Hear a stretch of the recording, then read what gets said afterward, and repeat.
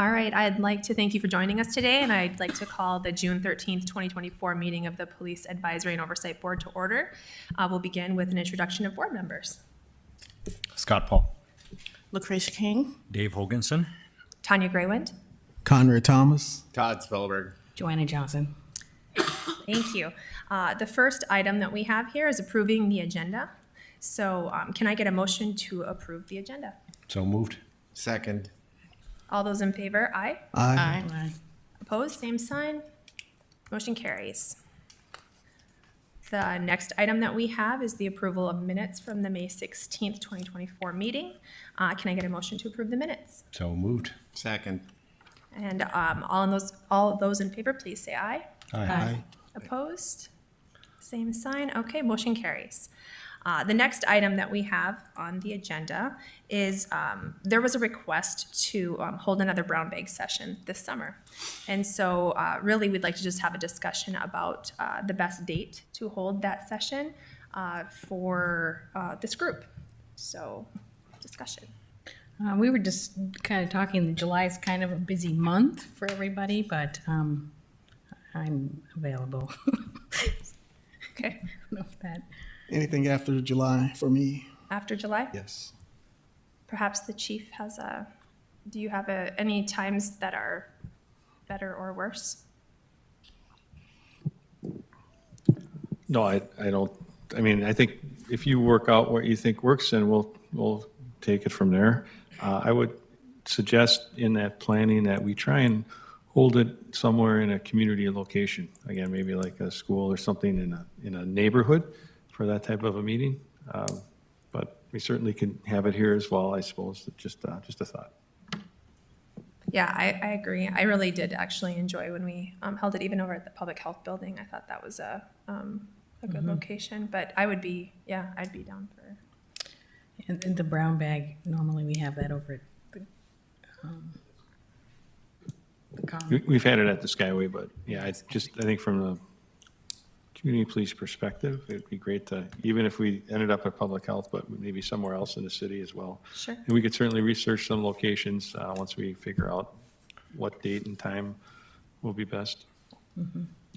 My only recommendation is that we try and do it as soon as possible, because if we wait for the summer, then we're going to be into the fall, and we're going to be October before we have the brown bag, and then it's going to be December before we get into any of the agenda items. So sooner is better for me. I would agree too. As far as the agenda items, it would be very valuable to have it sooner than later. Yeah. So this month, anytime, will people be available? End of the month or beginning of July? End of the month is preferable for me. Yeah. Yeah. I have some time open. June will be After really next tight week. for me.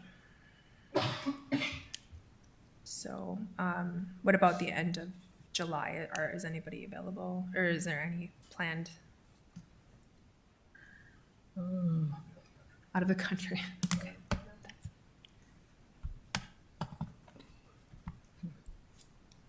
Beginning of August. Works for me. Yeah. And just so for reference, we've got a meeting, I believe it's going to be August 8th. Let me verify that here.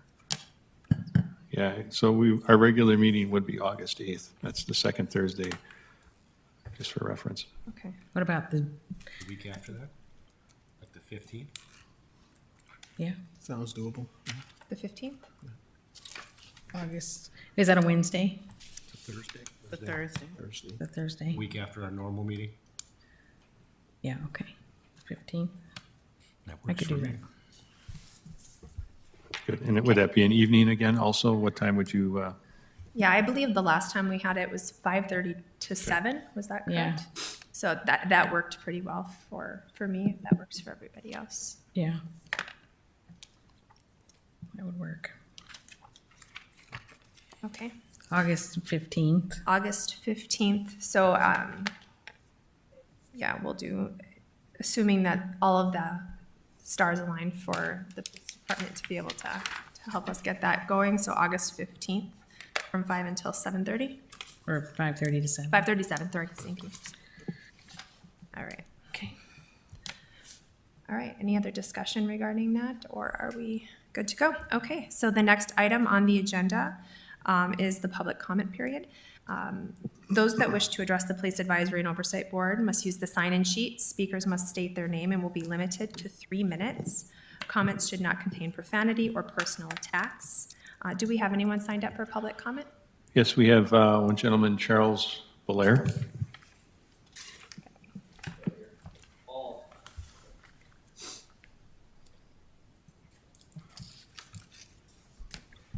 How you guys doing this evening?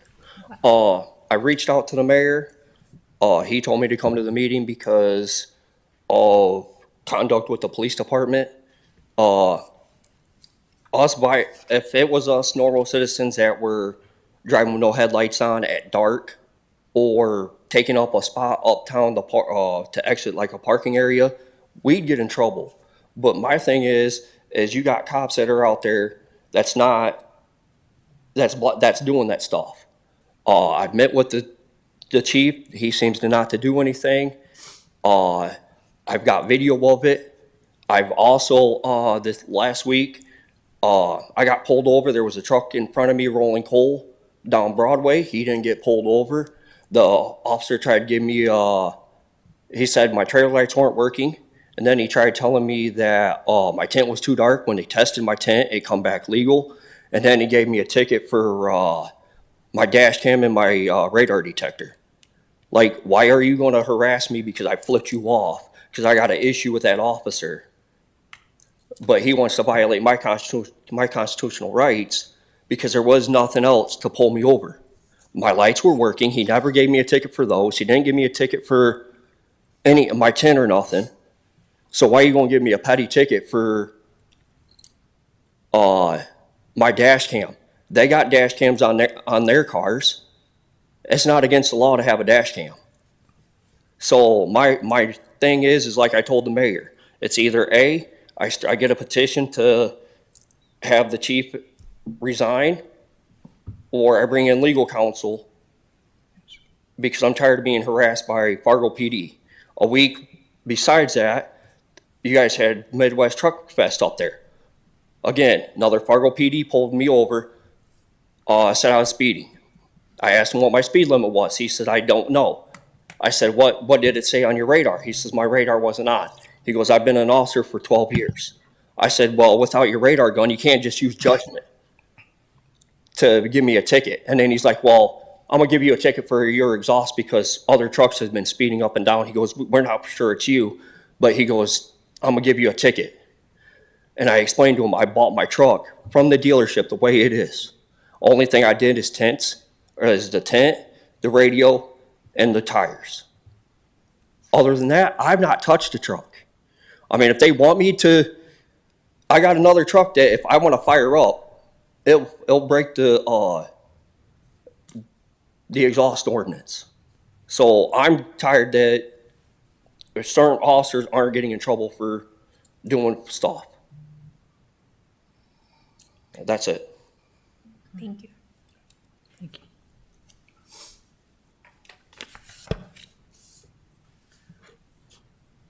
Did we have anybody else signed up for comment? That is it. That is it. Okay, thank you. All right, the next item that we have on our agenda are questions from the community members. So these were submitted. Just for clarification, Joanna, I can't remember, did you typically just read these aloud? Yeah, I think this one came from somebody who was fearful of somebody and the police happened to be looking for this person, but Okay, so I'll just read the questions aloud if that's okay. Okay, so the first one that came across was, how are police officers alerted to be on the lookout for violent and wanted people? Sure, and just so you guys are aware too, I kind of incorporated this into the PowerPoint just so you can kind of see it. Oh, So I thank put you. both questions on there. So like you said, the first question, how are police officers alerted to be on the lookout for a violent wanted person? There's actually several different ways. I'm sure you've all heard of a BOLO, which is basically a be on the lookout. We get those from other agencies, from dispatch, when they're notified by other agencies. We also have department alerts that go out. Every day, when an officer comes to work, they have a daily briefing. The shift commander goes through any new information they need to be aware of, which this would fall into as well, so they get the information there. It also goes into our software system called SmartForce, which we run our briefings with, that officers have access to on their computers, on their phones, basically all the time. That goes through individuals that we might be looking for, whether that's they were just involved in a crime or they have an active warrant for their arrest. So that gets covered every day in briefing.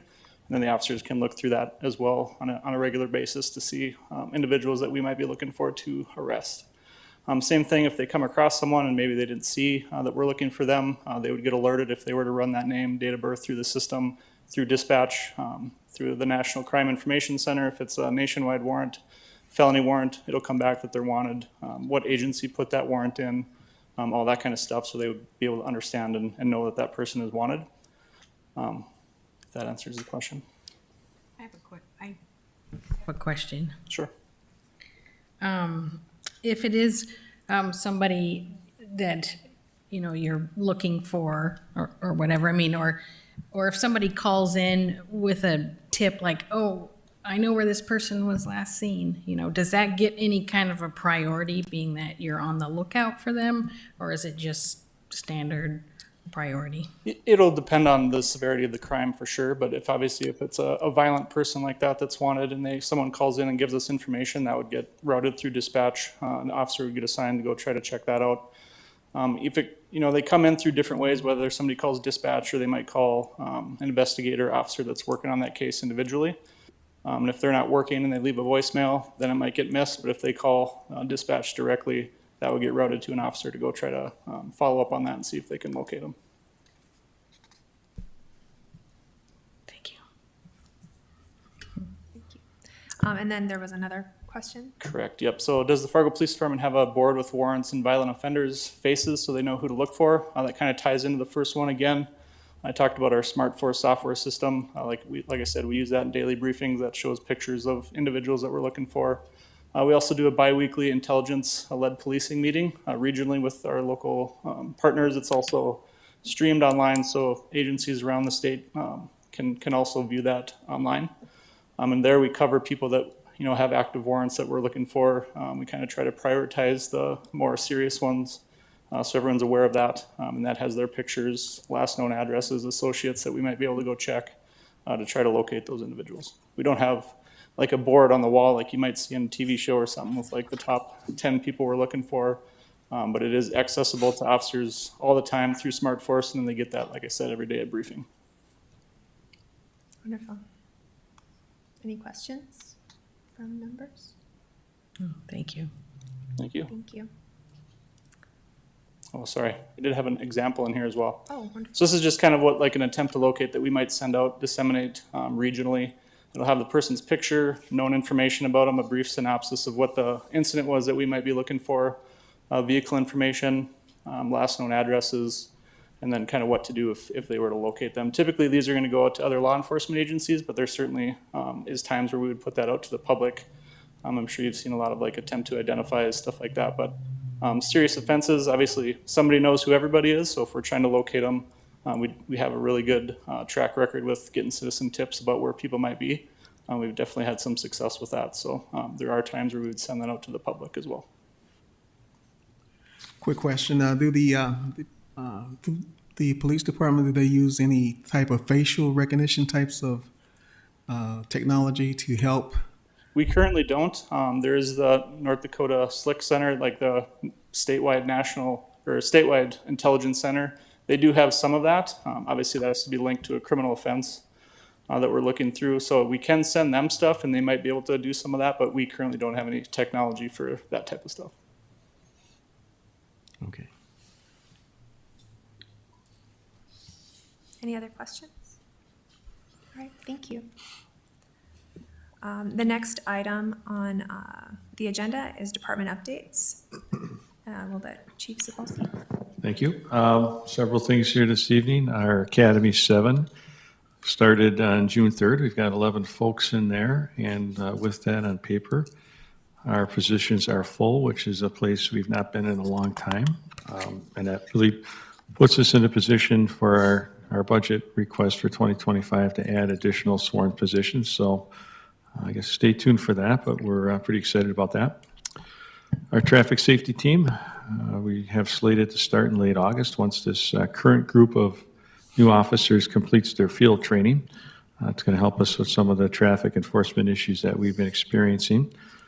And you've probably seen a number of media pieces on the legislative efforts we're trying to engage with the community and lead on in terms of addressing the dangerous driving, fleeing, the fine situation, things of that nature in the 2025 session. So that's actively being worked on. Prior to this meeting, I had the opportunity to attend a downtown community partnership and business owner meeting with Executive Director Rocky Schneider. We had a really good discussion there with a large group of folks from the downtown business area discussing downtown issues and some strategic planning efforts that we're all going to engage in to help increase our downtown safety, but also perception of safety and identify some specific resources that might help in that regard. So that's a very good meeting. And I was notified by the COPS office that they have selected the SME for the use of force policy review as well. So that should be underway shortly after the critical response group gets done with their work. So that should move along pretty quickly from there. And that completes my updates unless you have any questions. Yeah, I've got a question. How many sworn officers are on board right now? We're authorized 192 sworn. And where do you want to be? If you direct folks to our strategic plan and facilities management plan that's online and on our website. But where we want to be is another 18 sworn positions, and our strategic plan is to add 6 additional sworn positions over the next 3 budget periods. So that's what we're trying to accomplish, but of course we have to work that through city administration and commission. But if you go and look at that, you'll see where those positions would go and kind of get the idea of what we're attempting to accomplish, both facility-wise and staffing-wise. So you're 18 short. Well, Or yes, in our research and in the staffing or the facility plan that was done by national experts in that field, there's data in there that will show various authorized strengths. And if we added the 18, that would bring us to 1.6 per thousand, which I think is reasonable, but that's also even still below the statewide and national average of 2 per thousand. But again, just to give you a sense of where we are staffing-wise, and that's just the current position that we're in. This happened over time, obviously, but the city's grown quicker than the police department has, and probably not the only department that would say that, but we definitely are in need of some additional bodies. And we're in a perfect position with our academy program. We've caught ourselves up to really continue to add those personnel as long as we get them approved and get them out on the street. yeah. And then I like to pivot toward exhibition driving and drag racing and stuff. I hear them in my neighborhood. I feel like I'm surrounded. I'm just wondering, what tools do you have right now that you are using that you find effective? That are extremely effective, I would say not too many. One of the big issues we have is the fleeing, and a lot of the folks engaged in this don't stop. So we don't really, hard to ticket them or hold them accountable. The fleeing, the owner liability bill that we worked with last session, we're going to resubmit this session, would give us some leverage in terms of holding the owners of those vehicles responsible and give them the opportunity to tell us who was driving. Or if they didn't want to, they would receive a non-criminal forfeiture ticket. So they've got an option, right? Right now, we don't have any leverage there. And of course, we don't chase these people because it increases the danger to the rest of the community and our officers. That's a big piece. The fine piece is big because for those particular traffic offenses, those fines are like $50 and $100. They're so nominal that there's just no deterrent factor whatsoever. And so many people have continued to engage in this, and without consequences, I think, or significant penalty, there's no deterrent. So more people see that and go, well, I may as well do that too because everyone's doing it. And I think that's part of it as well. Our cops are out there making as many stops as we can. I didn't bring the traffic data with me, but you've written a significant number of the exhibition driving and things of those nature. But again, with the small fine stature and no other ability to address vehicles that have like illegal mufflers and that type of thing, we've discussed the possibility of identifying that vehicle as a nuisance and seizing it, and as long as we've got appropriate due process in place. But again, all of these things require some help from the state legislature, and we're working on those efforts with the city attorney, and see if we can get some traction on that. Yeah. Are the incidences of this kind of racing, are they isolated like a single individual, or are they coordinated effort by a group of people? I think it's really both, and I agree with you 100%. I hear it all over the place also, and then there's certain areas where maybe there's a prevalence of groups, but there's also side streets where individuals just rev it up, and they're either doing burners or revving up their engine or blowing their exhaust that's illegal, and it's just pretty much anywhere in town you can experience that. So Chief, how would you prevent fleeing? Well, What are your thoughts on? Sure. Well, first of all, a deterrent factor would be great, like the ability to hold the owner of the vehicle responsible with this non-criminal fine, right? And because once they've identified who the driver is, then we've got something to work with, and we can work on putting that case together and then bringing that person for charges before the state's attorney's office. Right now, we don't know who the driver is, and there's no law that encourages the owner to tell us who was driving. So, I mean, we really don't have too much to work with. And again, if you go back to our data that I presented at the commission meeting last week, this should be probably online and available, but the prevalence continues to be at a very high level, and something like 70% of the time, those fleeing vehicles, we have the license plate. I mean, it's not a stolen car.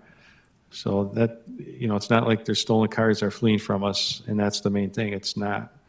There's some of those, but mostly not the case. There are people who are involved in these other driving violations, from blowing stop signs to blowing red lights, or in some instances they don't have plates and they flee. But there's a large amount of them where we would be able to follow up if we had such a bill.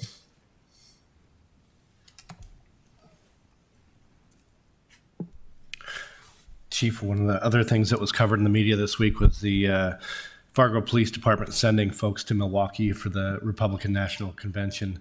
Can you just give us kind of a quick overview on how many people are going and what's expected of them? Sure. We're sending 15 of our crowd management folks to assist Milwaukee PD and a bunch of other partners from across the region at that national security event. And a very common thing to do in the law enforcement profession, help each other out when we have these large events. Usually no one department can handle something like that, of that magnitude. The other thing that does for us in terms of helping them out, Wisconsin and Milwaukee sent folks up here to help out during the DAPL protests. So certainly we want to repay that effort and goodwill, but also the experience and the knowledge that our folks will gain from being in this event that they can bring back to our team, our department, that may help us in the future as well. Not knowing how this presidential race will go, but our governor is a vice presidential candidate, and I think it's highly likely that if he's selected, we would see probably more activity in North Dakota and Fargo, and having that knowledge and training from helping out at the Milwaukee event would be very valuable for us. So you said 15 for crowd management. Will there be any reduction on patrol during that time? No, so it's not a long period of time. It's a short event in terms of 6 days, I believe it is. So we've been able to move people around to cover the shifts without shorting anything. And we actually have been planning for this for over a year. We had a year ago already canceled any additional vacations for the week so that we had everyone that was working available. Everyone at the PD has worked very collaboratively to assist. The folks that are going volunteered to go. So I think it's a good effort. Thank you. Chief, I have a question kind of going back to the number of officers that we have and then in those that are in the academy. So you had mentioned that we have 11 academy members, and if I remember correctly, those that were accepted into the academy were essentially brought on as staff. Is that correct? Yeah, so we created a initial pay step for recruits because they have to complete the academy and pass the North Dakota Post Test before they're fully certified. But assuming that they all pass, we would be full in terms of our sworn strength. Okay, that's what it is. Okay, I just wanted, because you had said you were looking to hire 6 per of the 3 budget periods, and I was, Yeah, so next January would be the next budget year. that'd be the next And one. we're actually in budget discussions right now, so that's actually our request. So hopefully that, and if that occurs, and we'll just keep going. We'll have another January academy. We know that we've got some retirements coming up the rest in this year yet as well, so we'll have a few openings there. Again, we've, kind of happy to be in a position where we've almost got our head above water and can add to the existing strength and kind of keep going from there. Can I piggyback off of that? So you said if we add the 18, we'll be at 1.6, correct? Yes, And that's Fargo's current population. right, yeah. So Good point. You're trying to catch something 3 years. I'm going to tell you right now, our population's not going to be smaller in 3 years. Yes, I agree. So when you address that, you should probably address it for a number larger. Yeah, I 100% agree. Any other questions?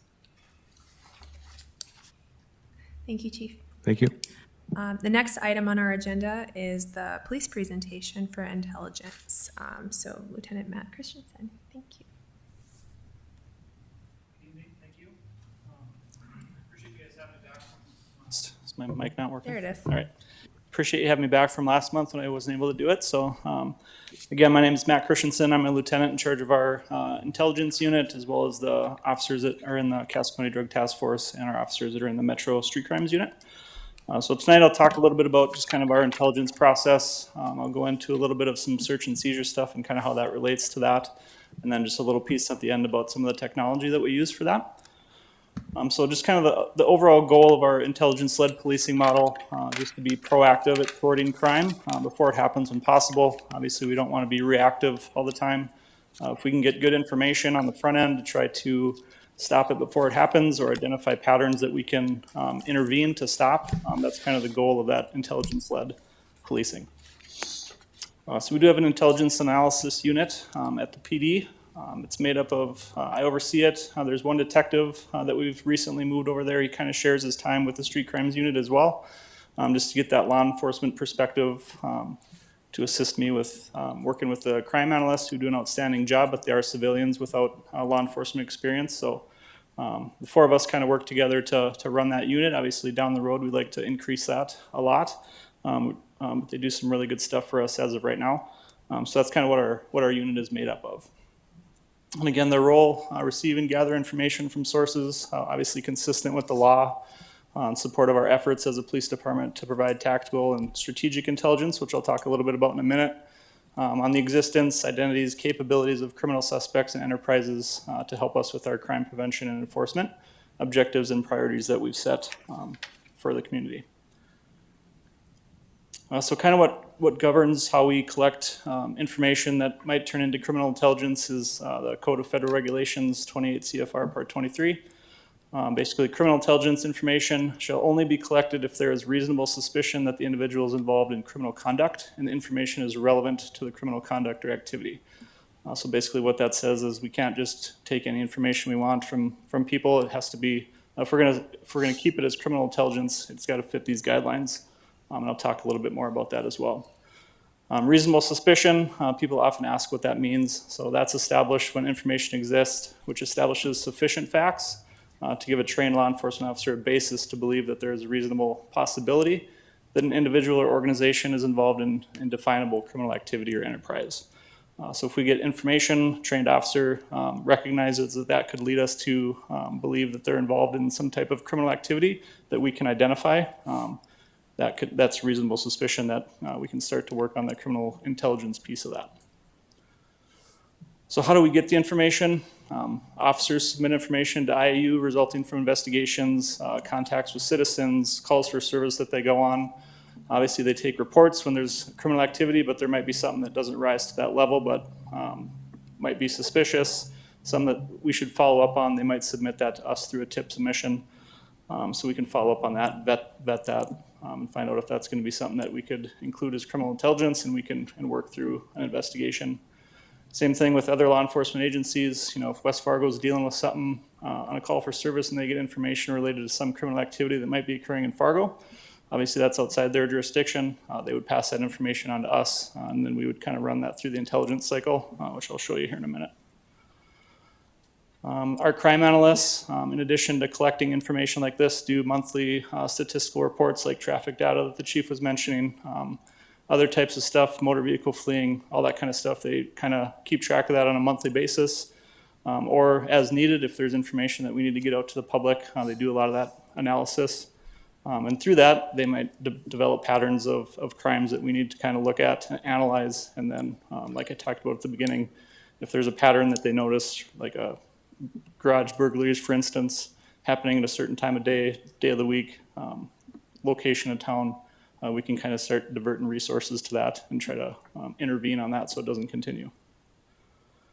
And then big one for us is citizens providing information. That's huge for us. Obviously, citizens know what's amiss in their neighborhoods a lot better than we do. We try to put officers in the same neighborhood so they get familiar with it, but unless you live there, not everything is going to stick out as maybe it doesn't fit. So citizens do a great job of giving us information to follow up on. Our tip line, tip 411, through email, on our website, we get information through all those ways. We just put something out on our tip line a little bit this weekend, I believe, this past weekend, just to kind of educate the public on how to properly use that. It's not monitored 24/7, so information that's emergent and needs to be handled right away should go through dispatch, not tip 411, but we do get a lot of really good information through that as well. So like I mentioned earlier, the intelligence cycle, kind of what this looks like for our unit. We collect that information, it gets processed, where we analyze it for credibility. You know, if it's something that makes sense for us to follow up on, we kind of try to vet that as best we can. We might compare that to other stuff if we get some really basic information, not a lot of details. We start running names, information, locations through past reports, record checks. We might have something on another intelligence file where a name was mentioned, but there wasn't really anything to go along with it. And now this new information might link up with that other intelligence file, and we can kind of merge those together and get some better information to further that investigation. So once that information is vetted, it has to meet certain criteria to be stored as criminal intelligence, which is listed there. So relevance to suspected possible violations of law, related activities which present a potential threat to the public. We have to evaluate it for accuracy and validity, was collected properly, obtained in accordance with all laws, and is free of references to political, religious, or social views, affiliations that wouldn't be directly related to the suspected criminal activity that we're looking at. So if it meets all that, we would create a criminal intelligence file. We store that in our intelligence database, which is also through that SmartForce software system that's secure that I was talking about. At a minimum, that file's got to include who submitted it, if we know it. We do get some anonymous information. Obviously, that requires a little bit more work on our end to vet that and make sure that it's accurate. The creation, submission date of the information, clear, adequate documentation of an established link with that criminal activity based upon that reasonable suspicion. And then the evaluation, classification designations, that reliability of the information, whether it's sensitive. Typically most stuff that we deal with is going to be law enforcement sensitive information, but there is information, like I said earlier, that we might put out to the public to get their input and help as well. And then a record of all the disseminated information. So once we get that information, we might disseminate it to the people that it's going to affect, because we also get information about things going on outside of our jurisdiction. So we would disseminate that to regional partners, and then we just keep a record of who we send it to and when we send it to them. Again, per that federal regulations, criminal intelligence can't be stored longer than a period of 5 years, unless there's something relevant to update that information, that we would extend it. But if we don't get any new information, anything like that, that criminal intelligence file gets purged. And in our SmartForce system that we just started storing our intel here within the last year, Once we enter it, if we don't update it at all for 5 years, it automatically gets purged.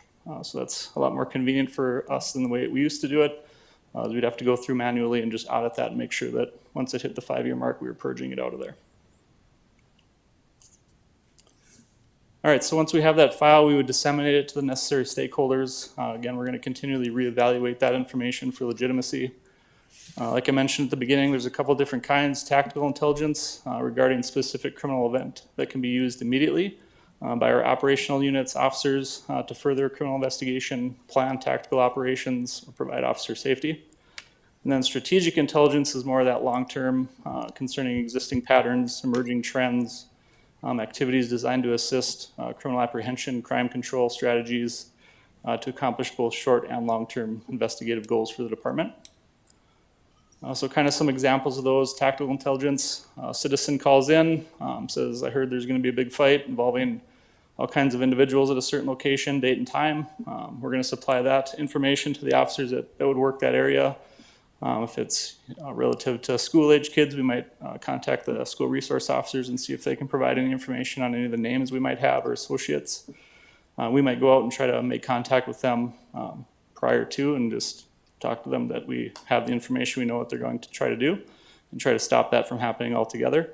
Or if we don't have access to that information, at least have officers and supervisors that work the street during that time of day in that area be aware of that so that they can hopefully, if nothing else, deter that from happening just by being a presence there.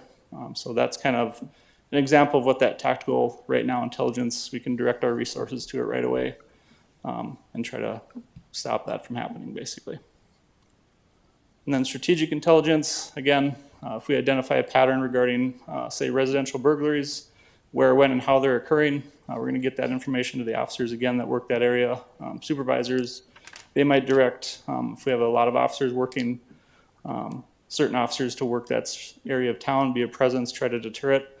Again, pass that on to investigators that might be working those cases to try to get information related to who might be involved. Officers do a really good job of making field contacts with citizens when they're out on patrol. We might not know that they're up to no good at the time, but at least if we capture that information, who we talked to, when we talked to them, where they were, through our investigation, detectives, investigators, and even officers might be able to put that together later that, hey, there's all these burglaries that came in a couple days later. We go back and look, and officers made a field contact with someone. It gives us kind of a starting point to go and talk to that person and see what they were doing in the area at that time. At least gives us a possible person of interest for that crime activity.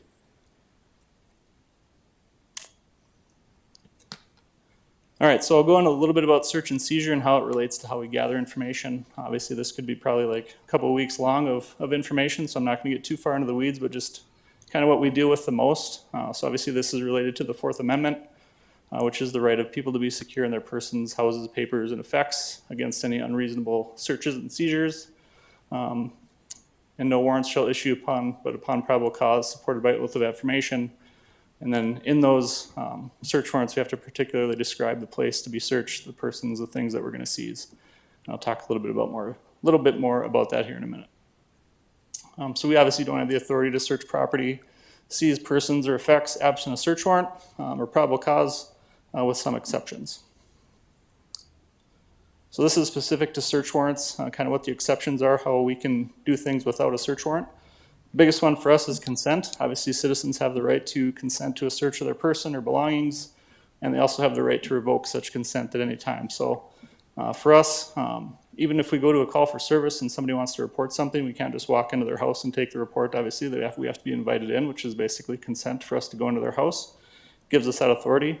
Same thing if we want to search somebody's pockets or something like that and they give us consent, that's totally legal. So we use that one a lot. That's one of the biggest exceptions that we use. Again, search incident to arrest. So if probable cause exists to make an arrest of someone, officer can search that person after making that arrest under the justification to prevent any destruction of evidence that they might have and to prevent that suspect access to a weapon. So we can finish that arrest, take them to the jail, book them in, all that kind of stuff. So if we do have that probable cause to make an arrest, once we do that, we can search that person. Exigent circumstances. So this is basically like an emergency clause.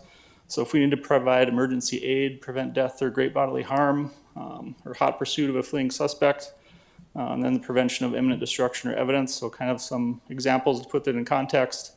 If we get sent to a domestic call, neighbors call in and say, my neighbors are arguing and screaming at each other. It sounds like somebody's getting hit. Officers get there and they can hear that through the door, like somebody's being assaulted.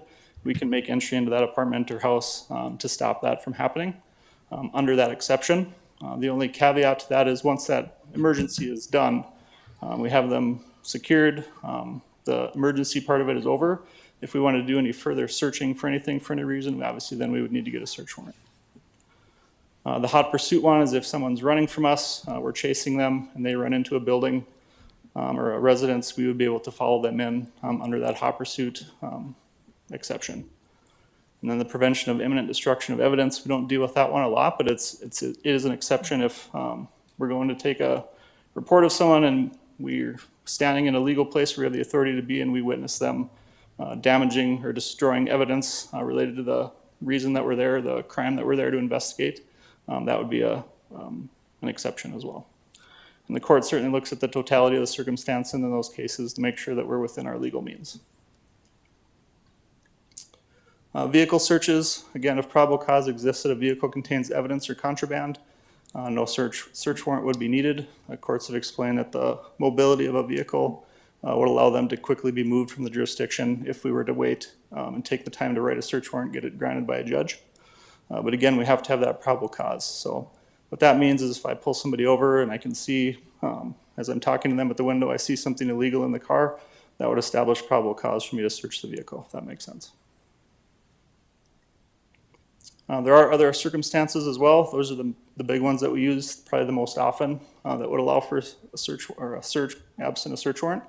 But those are all going to be situation dependent, of course.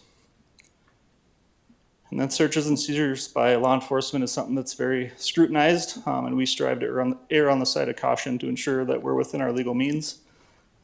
There's been a lot of times I used to supervise our narcotics unit where we certainly had a probable cause to write a warrant, but we tried to just supplement it as much as we can so that we're well within our means and can well establish that probable cause rather than try to push something forward for a search warrant that might be on the edge of probable cause. All right, so I'll talk a little bit about privacy. This is obviously a big thing when it comes with searching people, the invasion of privacy being that root issue that people are concerned about, and rightfully so. So we can't violate the rights of the citizens we serve, obviously. So expectation of privacy is something we talk about a lot when we're gonna search someone or stop someone, something like that. In the Supreme Court, Katz versus United States case kind of developed a two-part test for the expectation of privacy. The first part of that being the individuals exhibited an actual, their opinion that they have an expectation of privacy. And then the second one is whether that expectation is one that we as society would recognize as being a reasonable expectation of privacy. So kind of what that means, obviously if you're in your house, you have an expectation of privacy there. People can't just come in your house, look at your stuff, that kind of stuff. Same thing with hotels. We kind of treat that as a residence because that's where you're staying. Not anybody has access to that. You would have a expectation of privacy there. So if we were going to come in there, we would need a warrant. Concealed on your person, same thing. If you're out in public, the general public doesn't have access to your pockets to look and see what you're carrying. Just like we wouldn't, you'd have an expectation of privacy that people aren't going to be looking in your pockets or going through your stuff, right? So where would that expectation of privacy not be reasonable? Basically public spaces, parks, streets, sidewalks, common areas. For us, like a secured apartment building, usually they have a little alcove where the mailboxes are that anybody can come in and out of. But if there's a locked door to get into the rest of the building, obviously we would need consent or a search warrant to get in there as well.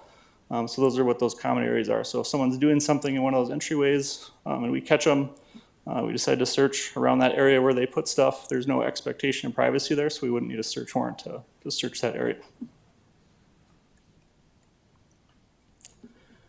And then I'll just touch on this. This is the plain view doctrine. So if we have legal authority to be in a space where we observe contraband, criminal activity, there's no violation of the Fourth Amendment that we search there. So what that basically means is if I go I'm invited into somebody's house, I'm taking a report for them, I look down on their coffee table, and in plain view is illegal drugs or narcotics.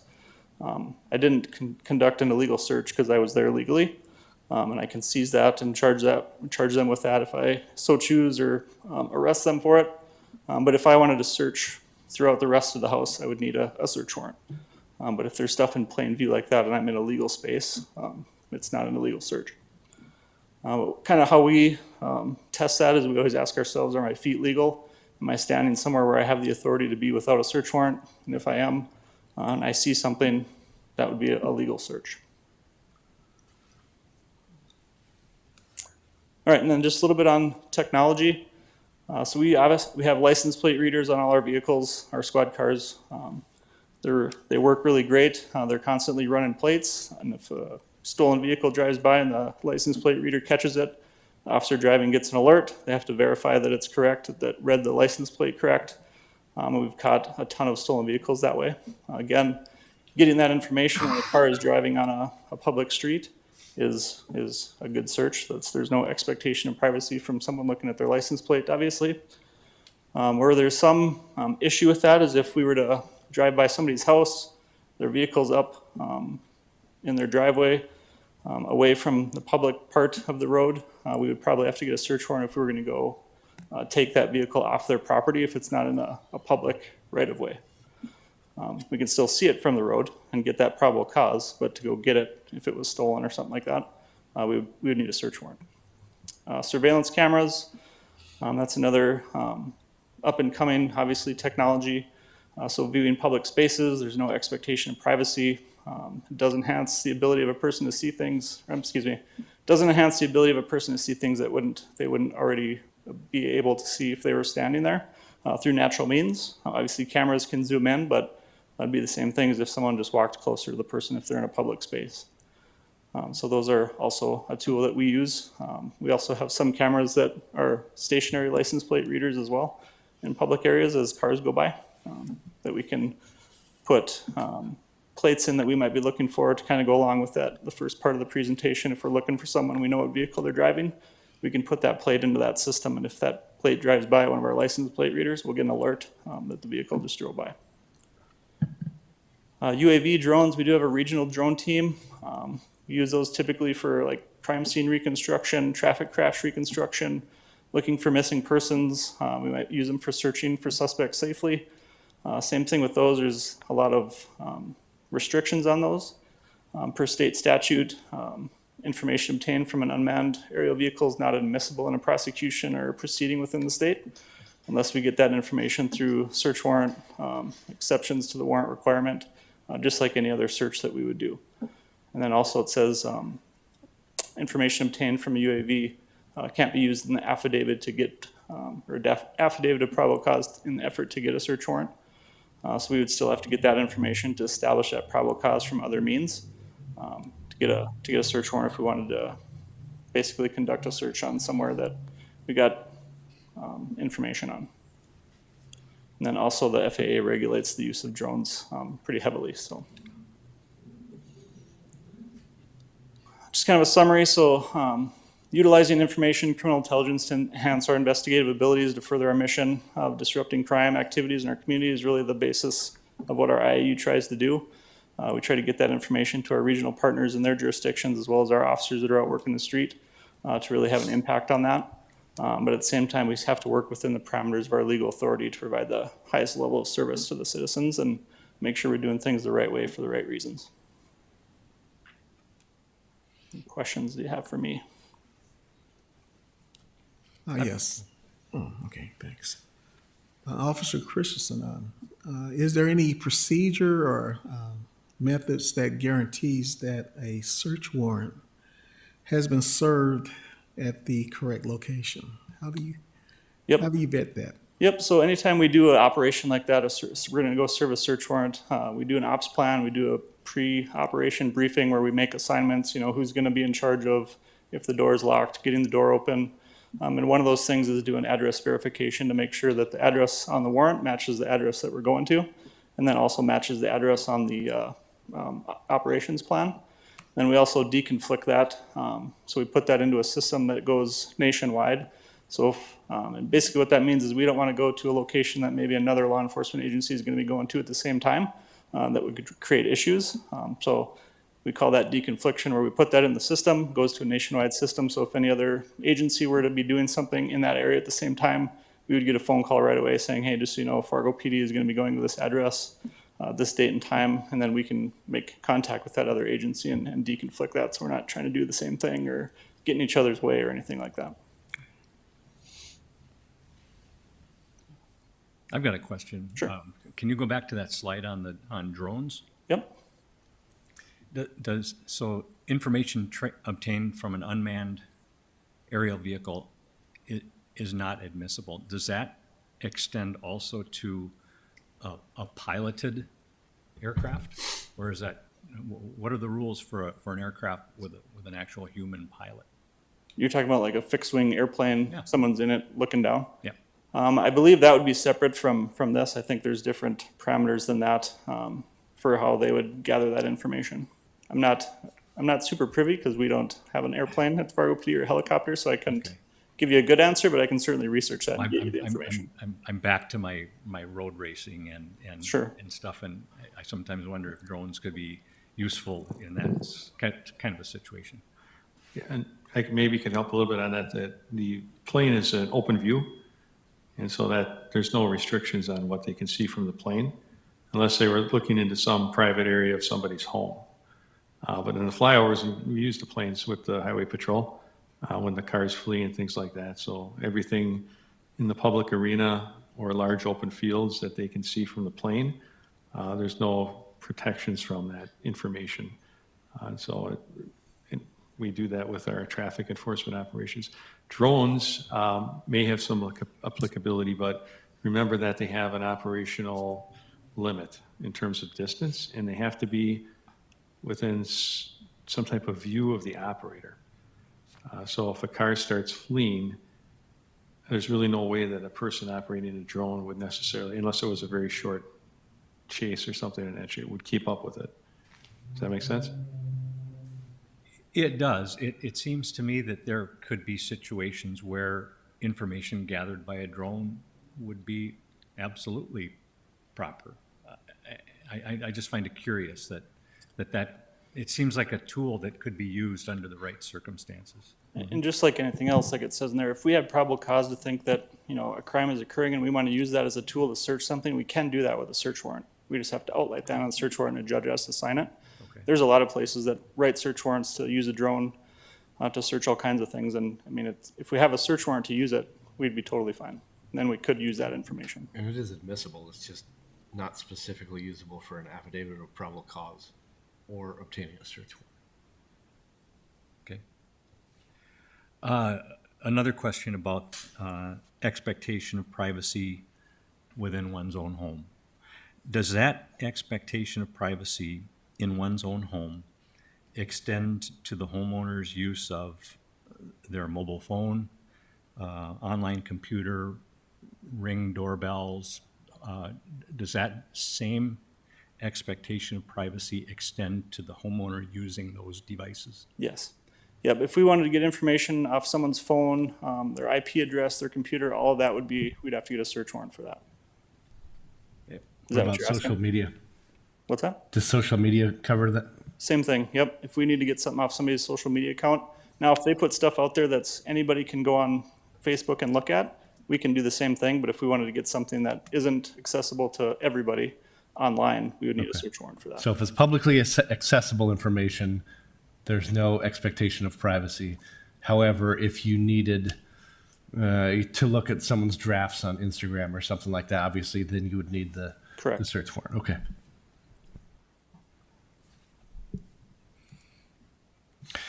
You mentioned in your manning numbers, you've got one detective that you share part-time, 3 civilian crime analysts, as well as yourself. What does right look like for the intelligence shop? Say that again? What's the right answer? You said that you were making requests for additional manning. Gotcha. So that's tough to say, but like we're working on kind of developing our own real-time crime center. The chief has done a lot of work on trying to get that to include like our NIBIN machine that does ballistic testing, cameras, all that stuff. So to have people to man that stuff and utilize it appropriately to really help us, because we would need several more people for sure. Sure. Possibly a sergeant to help oversee that, a couple detectives really to kind of handle those investigations when stuff comes in like that. And then certainly more analysts to analyze all that stuff. I mean, we deal with a ton of information, and like I said earlier, they do like our monthly reports as well. So if we want to truly have an intelligence analysis unit, a real-time crime center, we would need a fairly large staff to do that appropriately, which Okay. obviously would certainly be a long-term goal for our department. And then for the chief, is there any manning increase in the 25 budget request for the intelligence section? Yes. Okay. Yeah, and as the lieutenant said, it's part of our strategic plan, and we're asking for incremental pieces within each budget year, and some of it is personnel, and then there's also the technology that comes with it, and of course, trying to work within our budgetary limits, that type of thing. But yeah, we are looking to step up to a full real-time crime center over the period of the next couple of years, and a lot of it will depend on our funding and support that we get for it, but I think we have pretty good support for the effort. Thank you. I have a question. So with the search warrant stuff, this is, I guess maybe someone want to clarify, like, so if you got a search warrant, for instance, to search my home, that would be something that I would find out because you would come to my door. But if you had a search warrant to go through my emails or my phone, am I alerted to that? Or is that something that you can do without me knowing, or like, listen to my phone calls, or like, I don't, where, there are situations where people are alerted and not alerted, maybe is my question to clarify. Yep, that's a really good question. And yeah, to answer your questions, it kind of depends. So like if we were to go to your house, we serve a search warrant. Typically, we're required to leave a copy of that search warrant behind if you weren't home, so you'd be alerted that way. If we're gonna do search warrants on like social media stuff, you're not gonna be alerted to that right away because that could totally destroy the investigation, right? And a lot of times, social media search warrants take a long time for us to get the data back. Same thing with phones, sometimes that takes a long time. And if we notified you right away, hey, we served a search warrant on your phone, a lot of that data is gonna be gone before we're able to get it. So there's, we have to return the search warrant to the judge that we got it from in a reasonable amount of time. But reasonable typically is going to be when we get that investigation completed. We'll do a search warrant return. That goes in with the report once that investigation is completed. And then the person will be able to get that through discovery in their criminal case. Right, so you could get a search warrant. Is there a thing like, you're getting the information, but is there an instance ever where you're able to get, information from my phone or my living room or, those kind of things? Yeah, so if we were going to write a search warrant for your phone, typically we're going to need the phone. So we would seize it from you. Like Okay. A lot of times narcotics trafficking is done through cell phones. So if we serve a search warrant, we find drugs. There's evidence there that indicates there's probably some drug trafficking. We might take your phone, but we would have to write a separate search warrant to go through that phone data and get that. What you're describing is like, we can't physically take somebody's social media, but we can get into that by sending a search warrant to Facebook or Snapchat, and they'll send us the data, but they're not going to notify the user of that until down the road.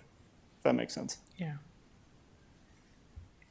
And I guess I watched, crime shows. I don't know how much of that's real or not, but, just, are you tapping my phone, or is there listening devices in my home or whatever? I don't know. I was just wondering if that was a real thing. I guess.